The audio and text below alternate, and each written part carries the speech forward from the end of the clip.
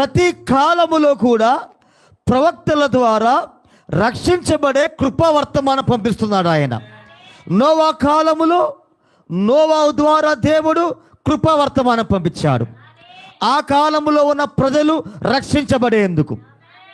మోషే కాలములో మోషే ద్వారా దేవుడు కృపావర్తమానం ఇచ్చాడు. ఆ కాలములో ఉన్న ప్రజలు రక్షించబడేందుకు. ఇర్మీయా కాలములో అదిగో దేవుడు అక్కడ శత్రువు రాబోతా ఉన్నాడు, మీరందరూ కూడా దేవుని వాక్యానికి లోబడండి అని కృపావర్తమానం ఇచ్చాడు ఆయన. కానీ ఆ రోజు ఇశ్రాయేలు ఏం చేశారంటే ఆ కృపావర్తమానం తోసేస్తారు. హెజ్కేలు కాలములో దేవుడు హెజ్కేలు ద్వారా కృపావర్తమానం ఇచ్చాడు ఆయన. వాక్యానికి లోబడండి, వాక్య వరసలోకి రండి. దేవునికి స్తోత్రం కలుగును గాక. ఇర్మీయా కాలములోను, హెజ్కేలు కాలములోను, ఆమోసు కాలములోను, హబక్కూకు కాలములోను, మలాకి కాలములో, ప్రతి కాలములో కూడా దేవుడు ప్రవక్తల ద్వారా కృపావర్తమానం ఇస్తున్నాడు ఆయన.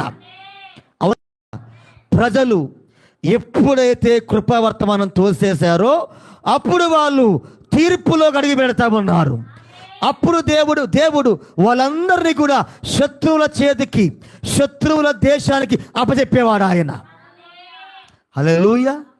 దేవుడి మాట వినకపోతే దేవుడు శత్రువుల చేతికి అప్పచెబుతాడు ఆయన. శత్రు దేశం వచ్చి ఇజ్రాయేలు దేశం మీద దాడి చేసి ఆ దేశంలో ఉన్న ఇజ్రాయేలు ప్రజల మొత్తాన్ని కూడా వాళ్ళ దేశానికి బానిసలుగా చెరగబట్టుకుపోయేవాళ్ళు. ఆమె చాలా మందిని చంపేసేవాళ్ళు అక్కడ. దేవునికి స్తోత్రంగా ఉన్నగాక. ఎందుకని తీర్పు వస్తూ ఉందంటే కృపావర్తమానము దాటుకొని పోవడమే తీర్పులో అడిగిపెట్టుట. ఆమె మరి ఈ రోజు కూడా దేవుడు చివరి కాలములో ప్రవక్త ద్వారా కృపావర్తమానం పంపించాడు ఆయన. ఈయన మన కాలానికి నోవా ప్రవక్త, ఈయన మన కాలానికి ఇర్మీయా ప్రవక్తగా ఉన్నాడు, ఈయన మన కాలానికి ఏలియా, ఈయన మన కాలానికి ఆమోసుగా ఉన్నాడు ఈయన. ఇప్పుడు దేవుడు కృపావర్తమానం పంపించాడు ఆయన.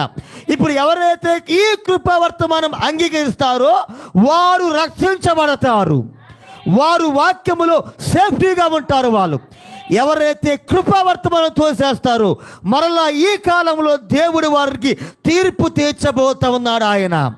అదే ప్రతిదండన దినములు, భయంకరమైన తీర్పు ప్రపంచానికి రాబోతా ఉన్నది. ఎవరు ఆ